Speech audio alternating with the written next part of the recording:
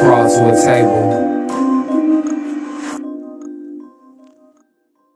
Paralyzed by pairwise dice, then attend to this heaven slice of an angel wrapped in skin. Throw dice and woes of life. Love deprived, look at her vibe. What's the meaning of life? One subjective paradise, crystal chandeliers, moments reflected. Often mirrors appear, clear, grin from ear to ear. Craving and raving and grain, rekindle the flame. Closer she draws near, stay there. Remove your underwear, shove it somewhere over there. In paradise, we know our purpose. In paradise, we know what our worth is. In paradise, we manifest dreams. In paradise, truth is what you can see. Yes, it is. The truth is what you can see. Hello, everybody, and welcome to this edition of the Unpopular Hour. Of course, I'm your host, Matt Clark. Sorry we've missed a couple days, but had to go, and I had a cyst on my what's this, boil, whatever, and I tried to do it myself. Go to the doctor when you're supposed to go to the doctor. Okay, I did not go to the doctor. Me being the hard head that I am, I thought, oh hell, I can do this myself, and yeah, so I ended up having to go. And this is what's crazy, and Nathan and I were talking about this last night on the show, on After the Storm, that it's so funny is that I spent an hour and a half waiting in the waiting room for me to be in there 10 minutes. It's like, really? I'm in there for 10 minutes, and sorry, I'm trying to do my live stuff right now. I was there for 10 minutes, and this is what happens? I mean, okay, to be honest, it may have been 5. But anyway, got it all squared away. So I'm a little sore today. I'm trying to get this done. The Unpopular Hour, I can't even spell today. Anyway, so I'm trying to get everything squared away right now on my YouTube for those of you guys who want to come to YouTube and get on the show, because I can see all your stuff. And like on our After the Storm, our Thunder show, post-game analysis, we have tons of people that come on, and we watch this great show. But anyway, the Thunder took care of business last night, 106-88 over the Pelicans, and the game was really closer than what the score says. It really was. It was a lot closer. The score says that we spanked them, but that wasn't really the case.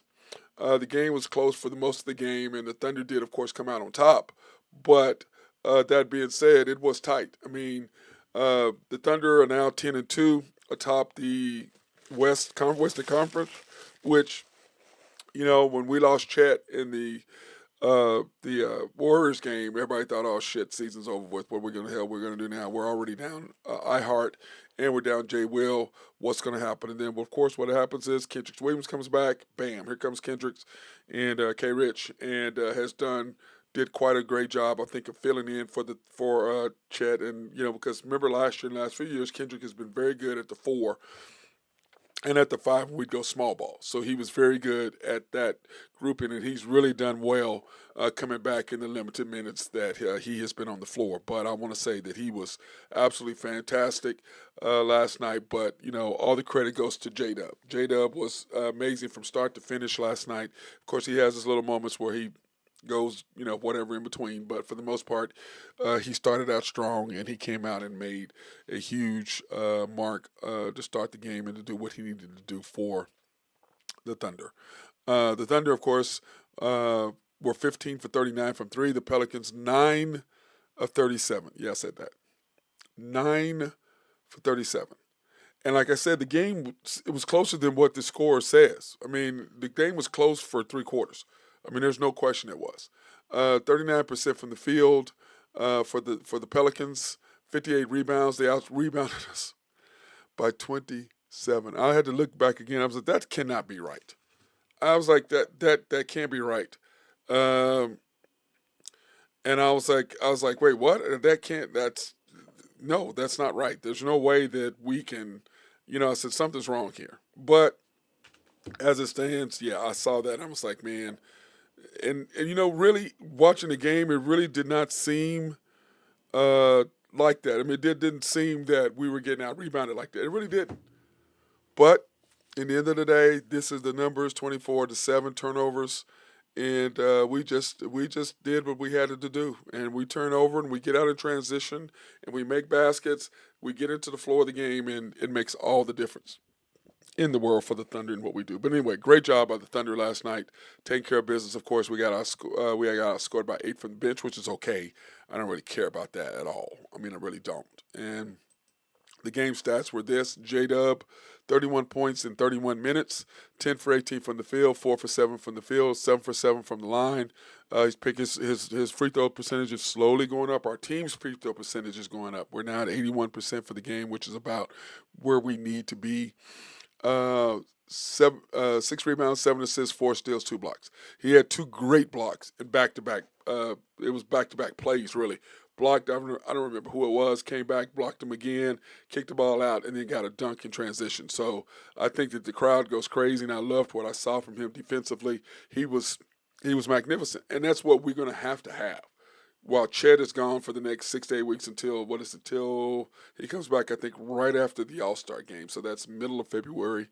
So until that happens, he's going to have to really step up and do what he does. SGA, 33 minutes, 29 points, 12 for 25, 3 for 7, 2 for 3, 5 rebounds, 5 assists, 2 steals, and he had a great block of his own. But I'm going to say this.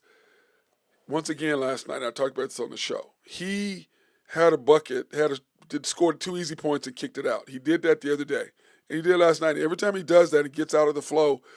I mean, I'm like, we have a for sure 2 points, and you're kicking out the J-Dub for a 3 that he ended up missing. I think it was Kaysen got his hands on the ball, and then J-Dub knocked down the 3 the next shot. But, bro, you're at the basket. Just score. Because I think when he gets out of rhythm, then he came back and then he missed when he got pulled out at the end of the third quarter. Not pulled out, but third quarter ended. Came in the fourth quarter, missed an easy little shot, then missed free throw. I mean, it's like, bro, you're in rhythm. Just go ahead and score. I know you scored 45 the night before, and you probably got beat up about it. But, bro, come on. We got to have you scoring. And I think he just gets him out of rhythm. Isaiah Joe, 0 for 5, 0 for 5, 0 points. 3 rebounds, 22 minutes. And to me, Isaiah Joe has just got to get back in rhythm some kind of way. He's just out of rhythm, and people are running him off of his spot. And we talked about that last night as well. It's just amazing to me when you do what you need to do. Lou Dort, 32 minutes, 11 points, 6 shots. Perfect for him, 3 for 5, perfect. I love those numbers from him. 3 rebounds, 1 assist. 2 steals. And also, by the way, Isaiah Joe committed one of the stupidest fouls I've ever seen. He was in the game and fouled a 3-point shooter, hit him on the hand. Why are you even close to his hand? Why are you getting near him? And he just kind of looked. It's like, yeah, that was dumb. What are you doing, bro? Just run by him. He's already up. He's already in shooting motion. Just run by him. Why are you trying to put your hand on the referee's right there and you hit him on the wrist and he knocks down 3 free throws? You gave away points. Then you get a shooter in rhythm. Like I said last night, I think that A.J. Mitchell is slowly sliding his way up to Isaiah Joe's spot. That's just me. I think Isaiah Joe, and I've said this for a while, I think he's pretty much run his time with the Thunder. That's just me. And I really, really liked the pickup when he came from Philly. I thought that was a great pickup by Sam Presti and the Thunder, and it turned out great. And then last year, he was shooting 50%, and from that point on, it was the year before that when people started running him off his spot, and then it's almost like they forgot the first year, and he came back, and then he's doing that, and I'm just going, man, since then his numbers have just gone down from 50-something% down, and we'll go over what their numbers are as a group later. Kaysen Wallace, 28 minutes, 5 points, 2 for 7 from the field, 1 for 4 from the 3. And it's just like his form is off. Something's not right with him. I don't know if he's changed his shot a little bit, but there's something kind of off with him, and you can watch him and see what he does, and he's just off. 4 rebounds, 1 assist, 5 steals for him. On the bench scorers, Jang, 16 minutes, 2 points, 1 for 4. He's Baisley to me. He's a little bit more. He's a Baisley. He's a Darius Baisley. This is another wasted pick, is what that is. I'm sorry. You gave up 3 first-round picks for a European player. I haven't seen it, don't see it, and clearly I'm not going to see whatever the fascination is with these guys. I just don't get it. Kendricks Williams, man, let me clap. Kendricks Williams back in the house. K. Rich, glad to see him. 14 minutes. Of course, he's on minutes restriction, but I thought he was going to be a nice little filler for Chet until we get iHeart and Jay Will back. He does a great job of that 4 or 5. He cannot guard the 3 position like I was telling Nathan last year. I said he's a very good number 4 or 5 guard. He can guard the 4, and he can not an athletic 4, but he can guard the 5 too, as far as trying to hold that position down because he has a little bit of height and a little bit of weight, and he does a great job of leveraging the center in the post. Aaron Wiggins, 24 minutes, 10 points, 4 for 6 from the field, 2 for 6 from 3, 4 from 11 from the field, 2 for 6 from 3. I'm not a fan of how Aaron is playing right now. I don't like the fact that he's ignoring SGA. This is the 3rd game in a row that SGA asked for the ball and he did not give it to him. 3rd game in a row. That popped up in my head and I've been noticing it. I don't like it. I don't like it. You're not skilled enough that you can do that. And for whatever reason, he feels like SJ was sitting there pausing. I was telling Jennifer about Falkenstein about it last night when we were watching the game, when we were at the game. And she's like, wow, you're right about that. I said, yeah, I know. I said, it's 3rd game in a row. And I don't like it. He's right there giving him the ball, but he did, take him off the dribble and score. But he didn't even look his way. And this is the 3rd time game in a row that SJ's asked for the ball and he's completely dead. I said, to me as a head coach, I'm nipping that shit in the bud right then and there. You're not him. He is the best player. He's all NBA. He's one of the top 5 players in the league. And you're not. Give the damn ball up when he asks for it. I do like the fact that he's trying to be a little bit more aggressive, but he tried to make a play that last night I'm like, what the hell are you doing? But once again, when you have a coach who's a developmental coach trying to develop players, it's, dude, look, F and all that developmental BS. We're trying to win right now. You develop our players as they kind of go, but it's SGA 1, Chet, J-Dub 2A, 2B, and then the rest of y'all are right there together. But you get a ball to him, you put it in his hands, you let SGA do what SGA does, and everybody else plays off of that. A.J. Mitchell, 26 minutes, 2 minutes more than Aaron Wiggins. I'm not opposed to that. I like Aaron Wiggins' defense better, clearly, but I'm just not happy with that. But A.J. Mitchell, our guy on our After the Storm is a huge hotspot casino, loves some A.J. Mitchell way more than I do. And, it's nonsense what stuff he says. I'm like, bro, yeah, no, I'm out on that 100%. But love the growth of A.J. Mitchell, just like I love the growth of Josh Giddey when he came here as a rookie and how he got developed. And then the next year you develop J-Dub and Chet didn't play. Then the next year, Chet comes back and he's playing well. And then you develop Kaysen. And then, of course, this year is A.J. Mitchell. So I do like that we're developing one guy a year to come into the organization and develop as a player. That is fantastic. I absolutely love that. And then, of course, we have won what 2 out of 3 of our last games. Was it 2 out of 3 without Chet because Chet got hurt? Burgess, afternoon, boss. Hey, bro, what's up, man? Nice that you joined the show. Appreciate your comment. I know you're going to comment on some of the stuff I'm talking about, but when you look at what's going on now with the Clippers and the Pelicans, we beat both of them, and of course we lost to Golden State, and then we came back. So we've won 2 out of our last 3. I don't know if you call the loss with Chet. He got hurt in that game, so I'm not sure exactly how we're going to really did that, but we've won 2 in a row since he got hurt. We lost the game that he played in that he got hurt in, but I don't know. I think that was more shock value on us than what happened than anything else. Then, of course, Saturday or Friday night, we have the Suns at home, which, of course, will be on that'll be one of our, what do you call them, games? Our one of our cup games, midseason game. What do they call it now? The Emirates Cup. So that'll be one of those games. That'll be our first game. So the court will be decorated and looking cool. So I'm excited about that. And then, of course, Sunday is the Mavs. And then, of course, we turn around and we go to the Spurs on Tuesday. So that's going to be, man, that's going to be a hell of a game. And then we have the Blazers at home. So, Nathan and I were talking about it last night. Of our remaining 8 games, coming into this, remember we get iHeart back on the Kings. So, Chelsea, Burgess says, Chet healthy, we beat Golden State in that previous meeting. I believe that too. Burgess, I believe the same thing. I believe that we beat them as well. I think if Chet's healthy, I believe we beat them as well. I do. I don't think they beat us without him. Or with him, I'm sorry. I agree with you 100% on that. So anyway, the next 8 games coming up, the Suns, I think we can win that game. Even though they're going to kill us inside with rebounding, I think we can still win that game because they don't have KD. So I think we can still win that. The Mavs game really worries me. I don't know if we can beat them, even though they're 5-6 right now. I don't know if we can beat them. I mean, the whole thing is that several things. One, the coach has to understand that SGA plays the first and third quarters. You have to sub J-Dub out for more than 2 minutes, 3 minutes, 4 minutes, because we always make a run as soon as he comes out the game in the first quarter. Every time. Make a run. So he needs to sub him out a little early, but I know he's trying to keep, as he always does, he wants to keep J-Dub's minutes close to SGA. And we're not going to go into that, but we all know what the hell that is. Or no, some of us know what the hell that is. Some of y'all don't, but some of us do know what the hell he's doing. But if he plays the right lineups, I think we can go 6 out of our last 8. Like I said, the Mavs worry me. The Spurs are playing really well right now. Wemby's just on fire, and we just don't have an answer for him without Chet. I think with Chet, he gets so focused on fighting Chet that he forgets about everything else, and they come at each other. So I think that we're a little worried about that game, especially since we don't get iHeart back until after that.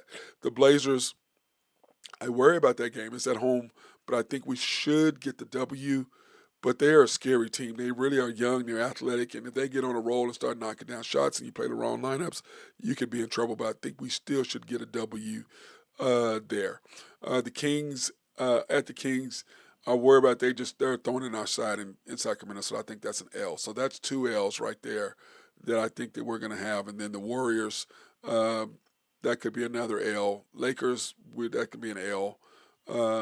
And at the Rockets, it's going to be a tough game. So of our last 8 right there, 4-4 would be terrible because that put us at 6-4. But like Nathan and I talked about, we thought 6-4 in this next group is a good win. 5-5 is probably where we'll end up, but 6-4 is probably where we're going to be. I still think that we can go 6-2 if we play and he does what he needs to do. I think we can go 6-2 easily, but probably more like 5-3 is going to be where we end up, or 4-4. So we'll see. Let me see. Burgess says, Mavs a loss, Suns will be close, Kings a loss, Lakers a loss, Spurs will be close. Second meeting could be a loss. Okay, yeah, that's what I said. So that's 1, 2, 3. So you've given us 3 losses and then possibles in the other 2, which is 5, right? 6-4, 5-3, right?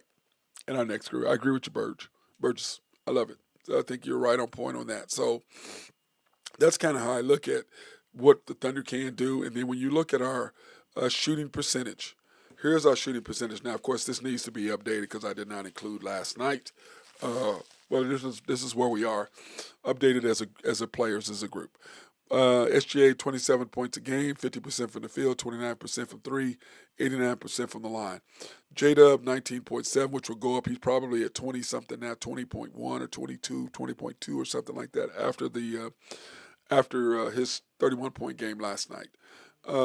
So his numbers will go up after that. 50% from the field, 40% from 3. Played well, 72% from the line. That will go up after going 7 for 7 last night. Dort, 11 points a game, 47% from the field, 45 from 3, 92% from the line. Outstanding numbers for him. I like all of those across the board. 47% from the field, 45 from 3. Love those. Love those numbers from Dort. Wiggins, 10 points a game, 49% from the field, 47, 100%. Good numbers. Like all of those. I like all of those. Those are nice supporting. Isaiah Joe, 42% from the field, an average of 9.9, basically 10 points a game. 39% from 3. Like I said earlier when I was talking about him, he went from 50% at the middle of last year, and he's just slowly dropped from three-point shooting because now they're running him off his spot. And what I mean by running him off his spot is on your spot is you're catching it in the corner, you're catching it on the wing, and you're shooting those from those spots. And then what teams are doing is they're running at him and forcing him to either sidestep or go to the basket and shoot a mid range. And they're turning him in front of a shooter into a scorer. So he's in the process of changing over from a shooter to a scorer. And I think that is really messing. I don't know if messing his game up is the right word, but it's forcing him to do something a little different, which he hasn't quite adjusted to properly at this particular point. Doesn't mean he won't, but he hasn't at this particular point. Kaysen, 6.8, 41% from the field, 26 from three. That's just terrible, Kaysen. Even though his numbers have gone up as well, but slowly it needs to be. He needs to be better in the mid 30s. He's got to be because he gets a lot of open looks. So he needs to be in the mid 30s from the three. AJ Mitchell, slowly coming up, just like I said, 5 points a game, 53% from the field, 45% from three, 80% from the line. Like all that. I like this kid, developing quite well, moving really good. I like what I'm seeing from AJ Mitchell. Like what I see. I don't like him as much as Hotspot. Dewey Burgess, well, Hotspot loves him, but we don't quite like Kaysen as much as Hotspot does. That's a fact. Caruso, Jang, his numbers are just going down. His numbers are going down. I mean, he's not the guy. You wasted 3 first round picks on him, and it is what it is. So he's a bust to me. Even though he won the MVP or whatever, the G League, he's a G League player. He just is. So Caruso, 4 points a game, 30%, 21%. Like I said, his numbers are going up. When we first started, his numbers were horrible. So Caruso's numbers are slowly coming up, even though you're looking at 21% from three. Yes, that's terrible, but he was way below that. And so his numbers have gone up quite a bit. K-Rich, great seeing him, 3 points a game, 50-50. Just love what I see from him. And then, of course, Chet, Hartenstein, iHeart, and J. Will. We just got to wait for them to get better. So that's where we sit with that group. And like I said, I love our team. I think that the Chet loss was a shock to our system and to what we were trying to accomplish this year. But fortunately, Sam Presti made the move for iHeart, Hartenstein, from the Knicks. And you see the Knicks are hurting without him. They're hurting without him. They don't have Rob Mitchell Robinson either, so that hurts them. But giving up Hartenstein, to me, that hurt them more than what they did. And I think it's going to help us once he actually gets into the groove and fits into our system. And we were talking about that last night on the show and after the storm, that Nathan believes that when iHeart gets back, that's going to help Isaiah Joe because he's going to give him more free, open looks than he's getting now. Yeah, Burgess, yes, Hotspot likes AJ a lot, and I see the growth and development. Yeah, me too. I like the growth, but I don't think he should be, putting SGA at number 2 and him at the 1. I don't agree with that. He's not going to help me agree with that. We're not taking the ball at SGA's hands and putting in AJ. For him to bring the ball up the court a couple times to help him to relieve some of the pressure and have a point guard, which is our biggest issue, is not having a point guard in that position. Yes, I agree. John Warren, with the injuries, what playoff seed do you think we will end up with? Well, John, the thing that I like about that right now is the fact that the Thunder. Wait, my lighting is all messed up. I don't have my thing on. I just noticed that. Sorry, guys. John, I'm going to say this. I think that right now we're fine because, as I said on After the Storm, I'm not unhappy with the injuries. They all happened early. Remember last year when SGA got hurt? That was in a pivotal part of the season. Okay? So if we're going to get hurt, I'd rather we get all this crap out of the way now. Just like the Chiefs. If you're going to get hurt at the beginning of the season, not at the end of the season when the games are really, really matter. But we have done, just like the Chiefs, we've had a chance to, like that Matty Moyer, how I slayed your Chiefs in there.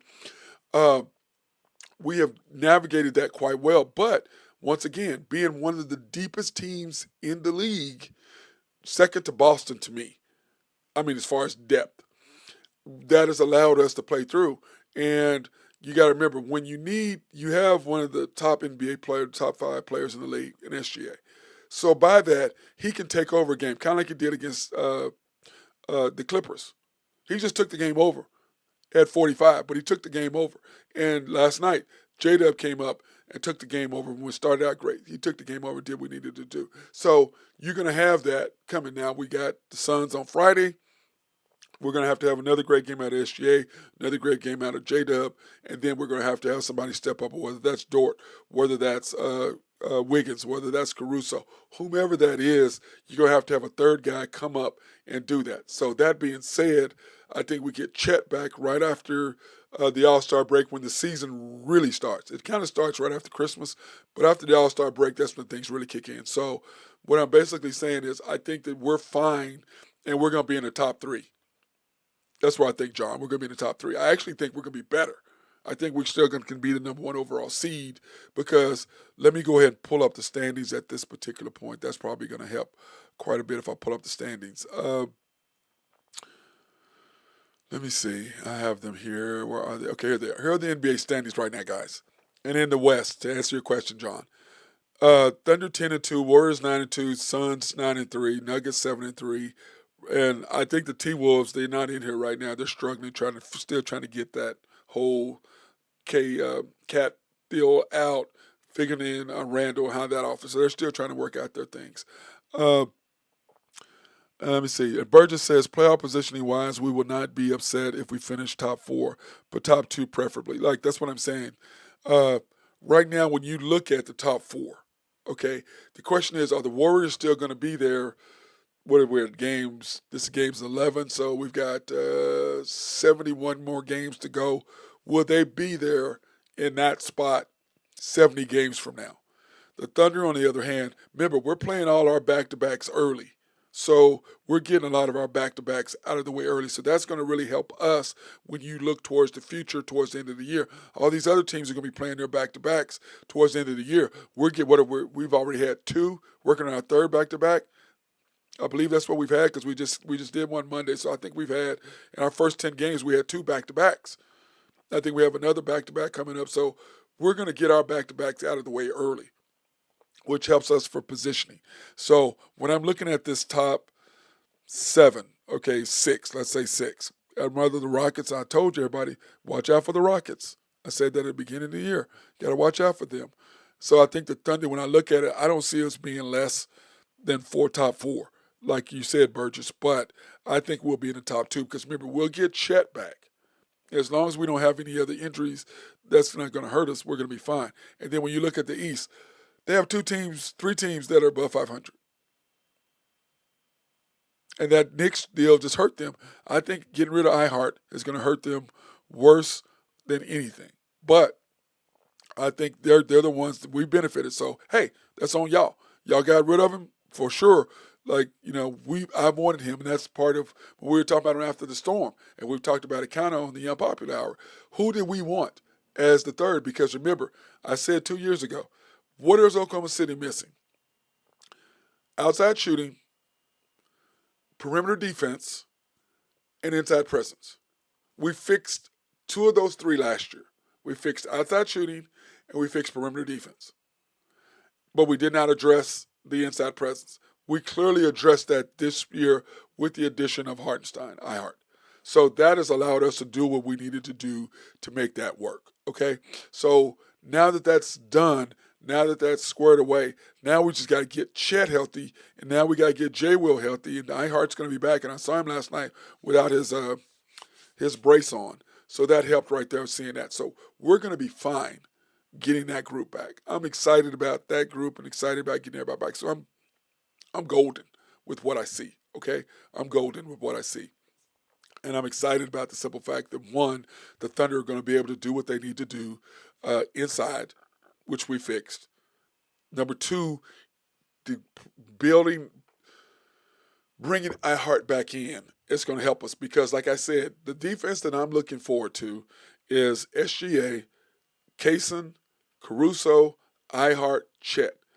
Because right now, the five that we need to stop, our best five to stop the opposing teams, their second group is SGA, Kaysen, Caruso, Wiggins, and Dort.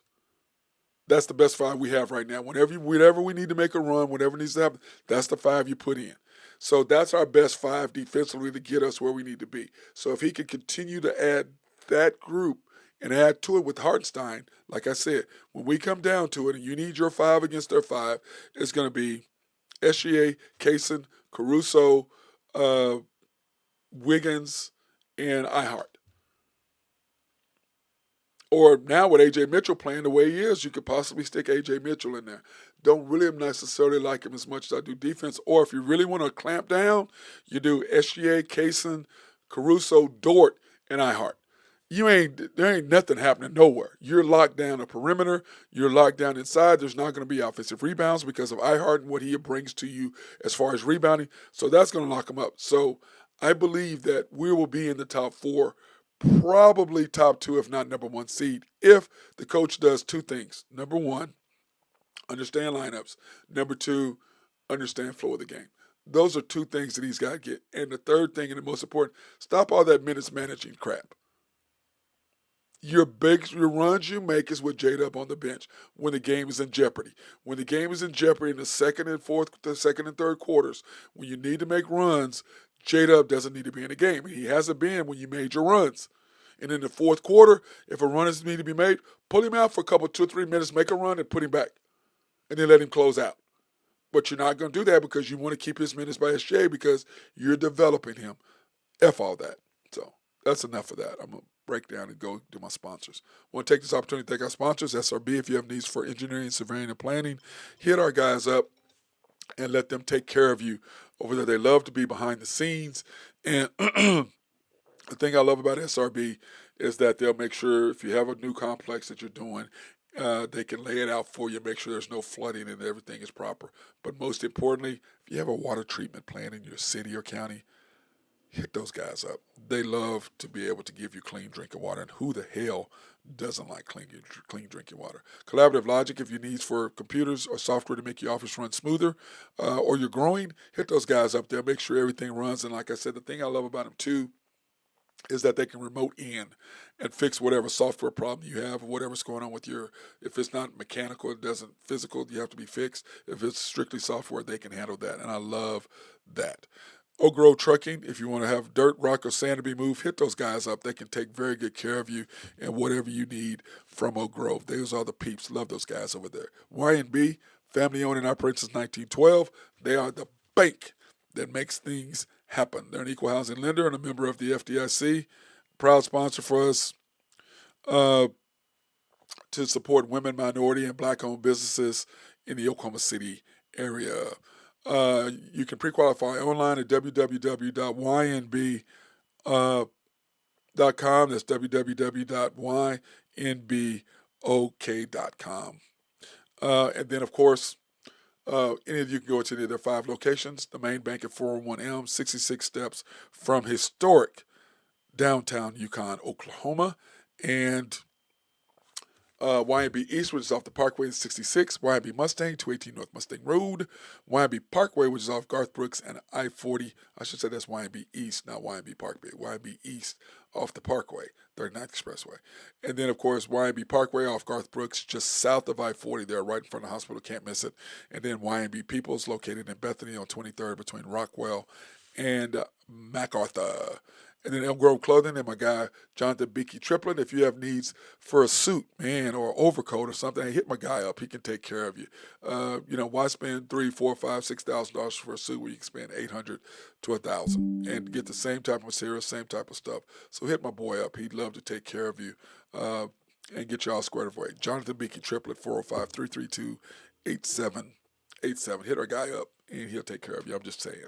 He's great. Fantastic on that. So, now, in NBA scores last night, since we're an NBA town, okay, that's what we are. We're an NBA city, and in scores yesterday, the Pacers beat the Magic, 90-90. Magic beat the Pacers 94-90, and that East is just a train wreck. It really is. It's a train wreck over there. I don't get it, but it's a train wreck. Celtics get back on the winning speed, beating the Nets. Remember, they lost to the Hawks the other night. So they're back on the winning slide, 139-114. Bulls 124, Knicks 123. Cavs 114, Sixers 106. Can you believe the Bulls are up there doing what they're doing in the East? The Pistons and the Bucks 129, 127, even though Giannis went for, what did Giannis go for last night? 59? Is that what he went for last night?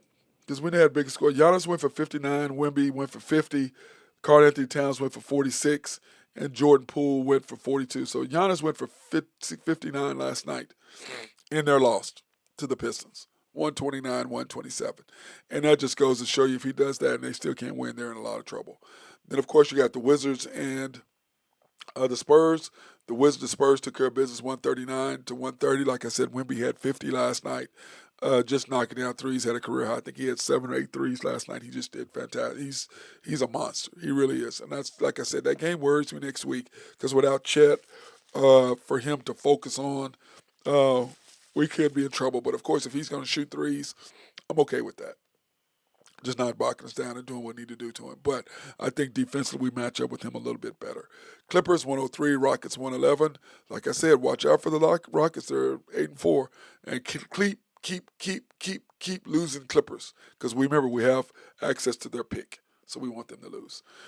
The Lakers once again taking care of the Grizzlies and no jaw last night. So I don't know how big of a victory that was, but the Lakers, anytime they can win, it's great for them. I think it hurts us because we just don't match up with them at all. I mean, at all. Especially without Chet and without Jay Will and without iHeart, we don't get them back. We don't get iHeart in back until after we play them. So I really worry about that game, which is what we talked about. But I still think we can still compete with them, but they're just gonna kill us on the boards inside, especially Anthony Davis. Unless he gets in foul trouble, we're in deep. You know what? I'm not gonna say what the word is. T Wolves Blazers 106-98. T Wolves just haven't figured it out yet. They're just trying to figure out how to fit Randall in, and I don't know when they're gonna do that. They've got to figure it out at some point. I know that. And then of course 127-104. The Kings beat the Suns, and that's without KD, so I don't know how big of a deal that really, truly is, but they took care of business anyway. Now, in NFL, which is coming up, we have a huge game tonight, and I'm kind of excited about actually getting a damn game that we can be excited about. You know what I'm saying? On a Thursday. The Commanders and the Eagles, a Eastern Conference showdown in Philly, and the question is, how is the Commanders going to respond because they got beat, remember, by the Steelers. So we'll see what happens with that group. Ought to be a great game. Looking forward to watching that. I don't like front prime staff. I don't like their people. I mean, I just not a fan. Just not a fan of their broadcast at all. I'm just really, truly not a fan of their broadcast. I just think that the people they have on there just don't do anything for me at all. They're not. I mean, it's just. I mean, to me, the thing I love about TV is either you're a TV person or you're not. Either you vibe and you just hit, or you don't. And I don't think they hit. I just don't like the combination. Ravens and Steelers. Oh, wow, by the way, Eagles are -4. Over under is 49.5. Ravens and the Steelers +3. And boy, that's going to be a knockdown, drag out, and that's a huge game for both of them because of the simple fact that the Steelers are leading that conference. The Ravens are trying to win, so we're going to see how that plays out. But I'm excited to see what happens in that game tonight. Jaguars and Lions. The Lions -14. These are Sunday's games. Jaguars and Lions. The Lions are -14. I think they're going to just handle them. I mean, I don't think the Jaguars have pretty much of a chance. But whenever you think that is the NFL. This is the NFL, so you never know what the hell's going to happen if they overlook the team. That the other team could say, "Well, you overlooking us, fine. We'll come in and bust you in the mouth." Rams and Patriots. Rams coming off a loss.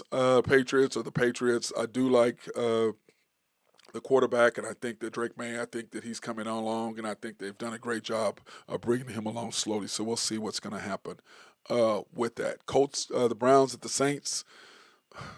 Saints -1 point favorites. The Browns.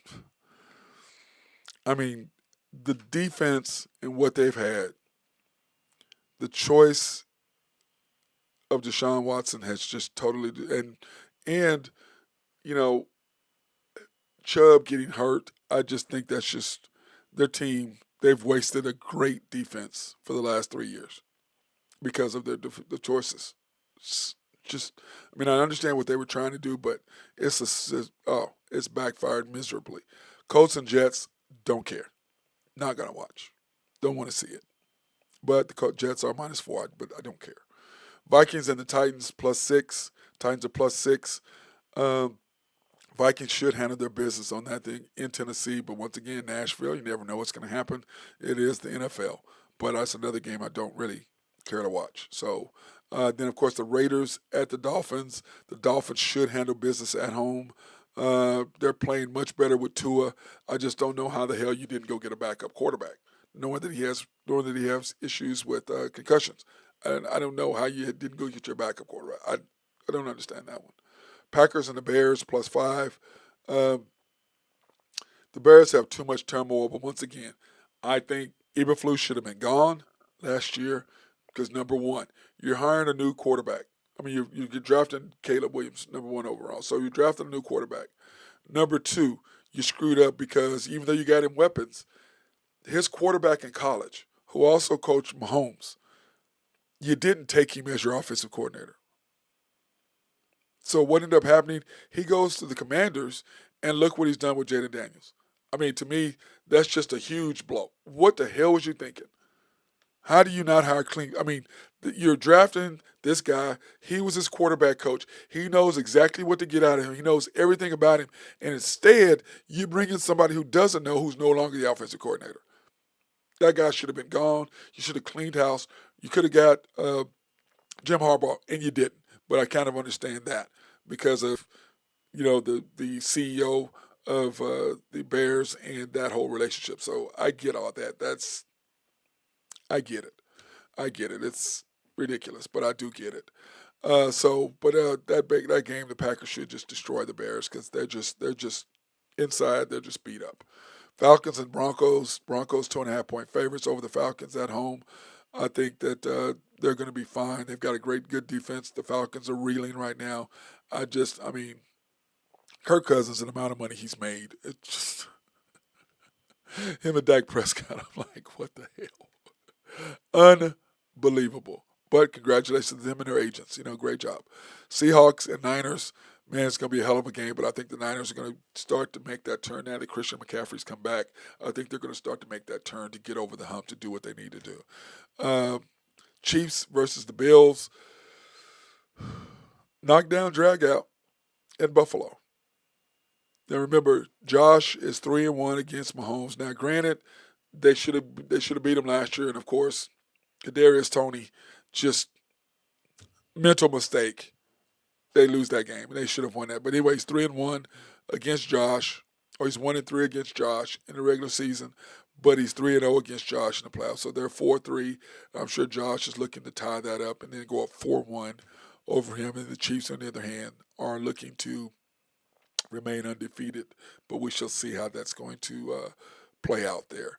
Bengals and Chargers. Also about that, if the Chiefs win, they're almost guaranteed the number 1 seed.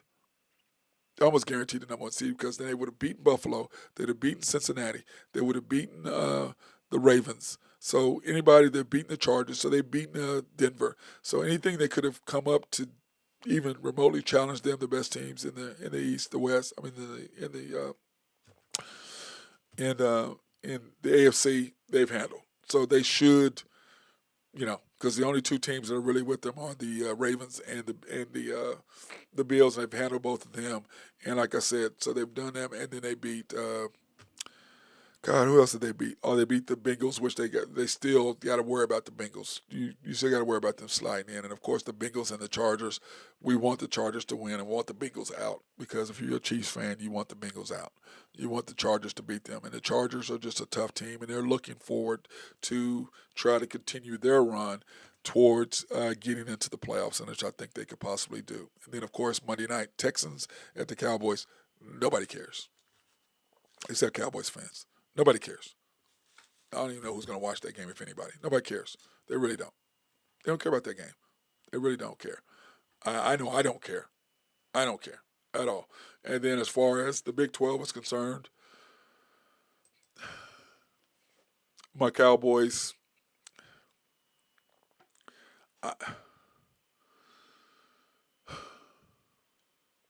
so hard to watch. You still got to root for the college that you went to. Fortunately for me, I have to work on the weekends, so I can not go to games. So that's been a blessing for me. I haven't had to watch that in person, unlike the commander, Randy Wright, and his wife, Kimberly. They have to go there and watch it in person. I just thank God basketball season's here. And I'm looking forward to go watch our boys play and watch them do what they need to do there in Stilly. So, but anyway, we got a full slate. We only have really one NBA game today, which nobody really cares about. And then, but I'm looking forward. Like I said, tomorrow's a huge game for the Thunder. One midseason tournament against the Suns. Number two, Kevin Durant won't be here. Number three, uh, what we're going to be able to do in order to get another W and stay ahead of the chains, if you want to call it that, because that's basically what it is. We've got to win the games we've got supposed to win, and then the games that we're a 50-50 win, 50-50 in, we've got to win those. And this is a 50-50 win for Sunday. Friday's a 50-50. Dallas is a 50-50. So you got to go 1-2, if not 2-0. 0-2 is going to kill you. You can't afford to go 3-5 in the next 8 games. You can't afford to go 2-6. You can't. I mean, the worst you can do is 4-4 and be 6-4 out of your last 10 without Chet. So, but of course, like I said, we get iHeart back, and that's going to help. And I don't know when we get Jay Will back, and I'm looking forward to that happening when we do that. So, but that being said, I want to thank everybody for watching this edition of the Unpopular Hour. Remember, tomorrow we'll be back on it. Then tomorrow night, we will be doing the after the Storm, the Oklahoma City Thunder post game show, and then we will have all of our stats because I've got to update the team stats. Which I will update our team stats what we are overall. So I'm excited about that. And like I said, I love our team. I love what we're doing. I love that we're persevering without Chet, which is very important, I think, to me. So that being said, hey, everybody have a fantastic day. Go out and enjoy this weather. Go hit some golf.